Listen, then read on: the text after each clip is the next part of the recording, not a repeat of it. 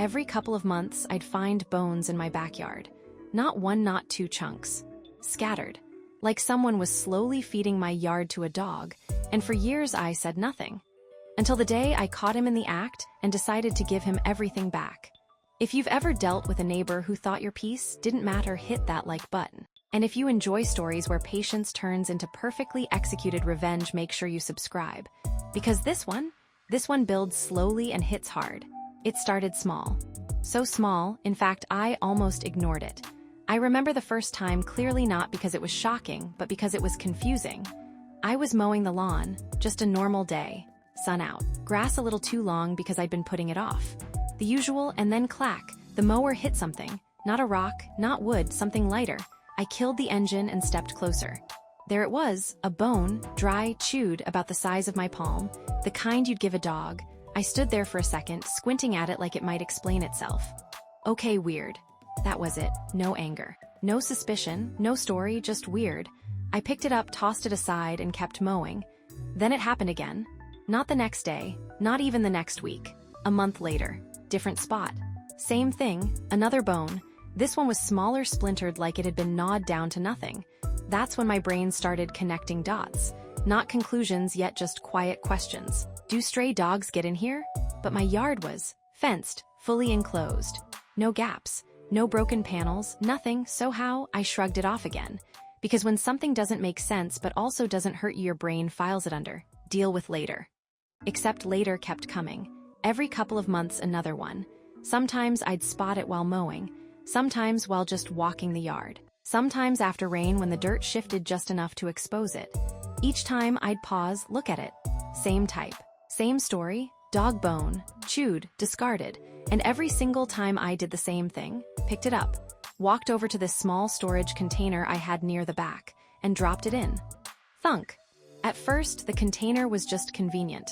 Then it became intentional. Because somewhere along the line, without fully admitting it to myself, I started keeping track. Not writing it down, not counting out loud, but mentally I knew, this wasn't random. This wasn't nature. This wasn't coincidence. This was someone. Now here's the thing about my neighborhood. Quiet. Not friendly barbecues every weekend, quiet more like everyone keeps to themselves. Waves if they see you, but doesn't go out of their way. And honestly, I liked it that way. I worked odd hours, night shifts. So most of the time I wasn't even on the same schedule as anyone else, which meant I barely knew my neighbors, except for one detail. Only one house near mine had dogs big enough to chew through bones like that. The guy next door, older man, kept to himself even more than I did. Big dogs, loud sometimes, that was it. No conversations, no problems, no interaction. But every time I found a bone, my brain would quietly whisper, him? And every time I'd answer myself the same way, maybe. Here's where things get interesting, because this wasn't some huge offense. It wasn't vandalism. It wasn't loud music at 3 a.m. It wasn't something you could easily confront. It was annoying, inconvenient, disrespectful but subtle. And that's the kind of thing that messes with you the most, because you start questioning yourself. Am I overreacting? Is this even intentional? Do I really want to start something over this? So I didn't. For years I didn't. I just kept collecting. Quietly. Patiently, almost subconsciously, like some part of me knew this isn't over. Then one day everything snapped into focus. It was early afternoon. Unusual for me to be home at that time. I'd gotten off work earlier than expected. Pulled into my driveway, tired, just thinking about getting inside and crashing. And then I saw it. Movement. Right at the fence line, something arcing through the air. Slow, casual, like it had been done 100 times before. And then thud. It landed in my yard. I froze, still sitting in the car, engine running, heart not racing but tightening. Because in that moment, every maybe I'd had over the years turned into certainty. I looked up, and there he was, my neighbor, standing on his side of the fence. Mower nearby, acting like nothing happened. Like tossing something into someone else's yard was just part of yard work. I didn't get out of the car right away. I just sat there, watching, waiting. Part of me expected him to look over, to notice me, to react, but he didn't, or maybe he did and just didn't care. And that's what hit me the hardest. Not the act itself, but the casualness of it. No hesitation, no guilt, no hope no one saw that. Just throw, like my yard wasn't mine, like it was just an extension of his trash can. And something inside me shifted. not explosively, not dramatically, just quietly. A line got drawn. Now I like to think of myself as a reasonable person. I don't look for problems. I don't escalate things unnecessarily. I don't enjoy conflict, but I also know something about myself. Under the right circumstances, I can be incredibly petty. Not loud, not reckless, but precise, calculated, patient. And standing there in that moment, watching the man who had been using my yard as his dumping ground for years, I had two choices. I could confront him, knock on his door, start that awkward, pointless conversation. Hey, have you been throwing bones into my yard? And what would he say? Deny it? Laugh it off? Stop for a week, then start again? Or I could do something else, something quieter, something that didn't require words, something that made a point without ever saying one. I looked toward the back of my yard, at that little container, the one I'd been filling for years, and that's when the idea formed. Simple, clean, perfect. I wasn't going to argue. I wasn't going to complain. I was just going to return what was his. And the best part? He wouldn't be able to say a single word about it without exposing himself. So I waited. Because timing is everything. I didn't act right away. That's the thing about good revenge, it doesn't come from impulse. It comes from restraint, from letting the idea sit, settle, sharpen. For the rest of that day, I went inside like nothing had happened, dropped my keys on the counter, took off my shoes. But my mind, it wasn't resting. It kept replaying that moment, that lazy toss over the fence, that complete lack of respect. And every time I pictured it, I felt that same quiet shift inside me. Not anger, not rage, something colder, more focused. Because now it wasn't a mystery anymore. It was a pattern, a deliberate, repeated decision. And now, it was my turn to respond. As the sun started to dip lower, I went out back. Slowly, deliberately, like I was about to open something I hadn't looked at in years. That little storage container sat exactly where it always had. Unremarkable, just a plastic bin. But inside, years. Literal years of small, ignored disrespect. I crouched down, lifted the lid, and just paused, because even I didn't fully realize how much was in there until that moment. Bones, dozens of them, different sizes, different shapes, some still intact, some splintered, all of them his. Collected patiently over time like evidence no one knew I was keeping. I let out a small breath, almost like a laugh but quieter, because suddenly this wasn't just an idea anymore. It was inevitable. I didn't rush. I didn't grab them and start throwing like some emotional outburst.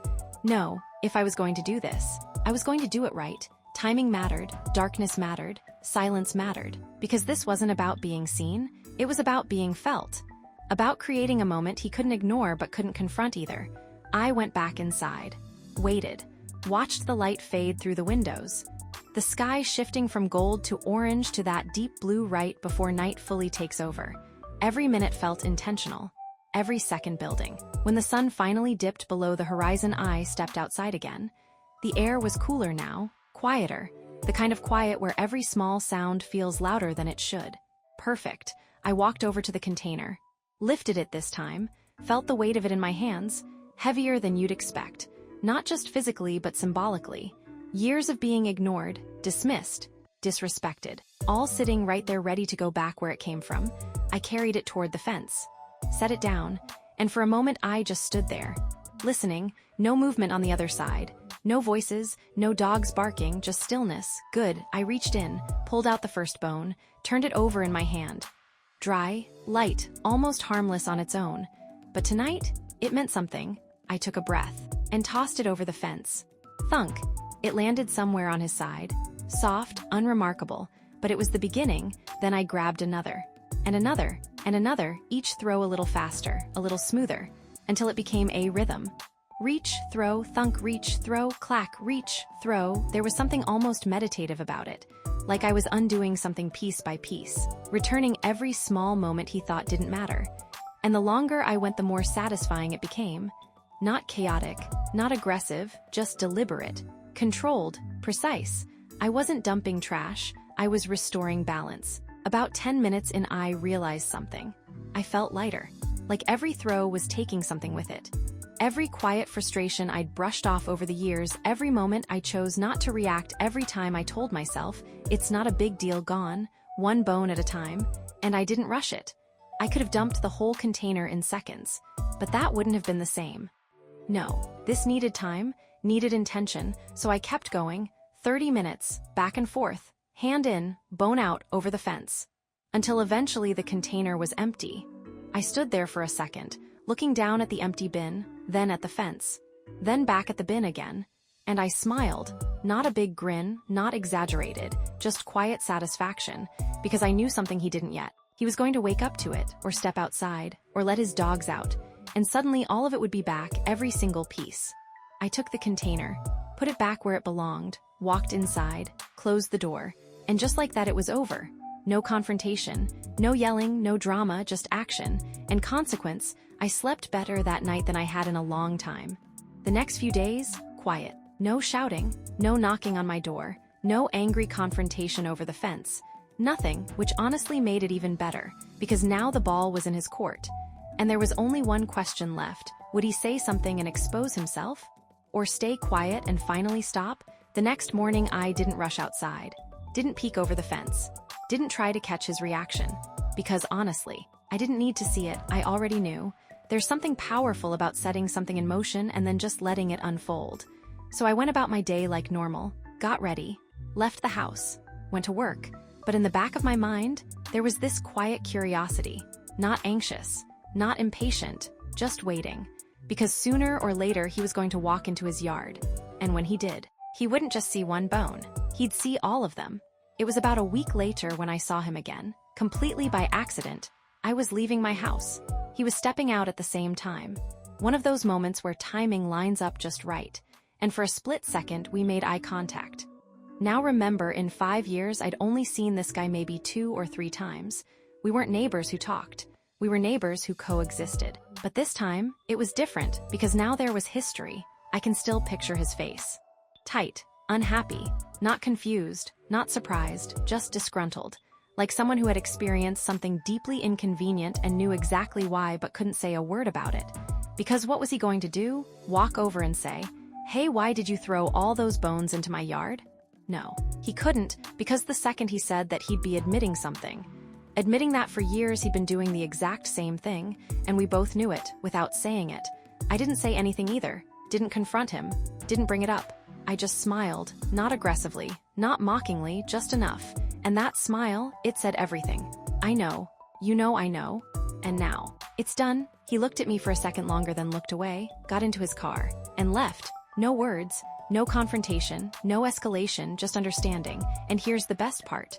From that day forward, I never found another bone in my yard. Not one, not after a week, not after a month, not ever again, just clean grass. Silence. Respect. Like the problem had never existed in the first place. Except now it had been resolved, permanently. Looking back on it, it wasn't really about the bones. Not entirely. It was about something deeper. Boundaries, respect. The kind of quiet lines people think they can cross when they assume no one's paying attention. And sometimes you don't fix that with words, because words invite denial, arguments, excuses. Sometimes the most effective response is a mirror. You take exactly what someone gives you and hand it right back. No more, no less, and let them sit with it. Because at the end of the day, this wasn't revenge fueled by anger. It was correction, precise, measured, and impossible to argue with. He stopped. I got my yard back, and neither of us had to say a single word. If you've ever had a neighbor or anyone quietly disrespect your space, what would you have done? Would you confront them or handle it like this? Drop your thoughts in the comments. And if you enjoy stories where patience turns into perfectly executed payback, make sure you like this video and subscribe. Because sometimes the best revenge is the one they can't even complain about. If you like stories where people finally get what they deserve, click the playlist on screen and binge the rest.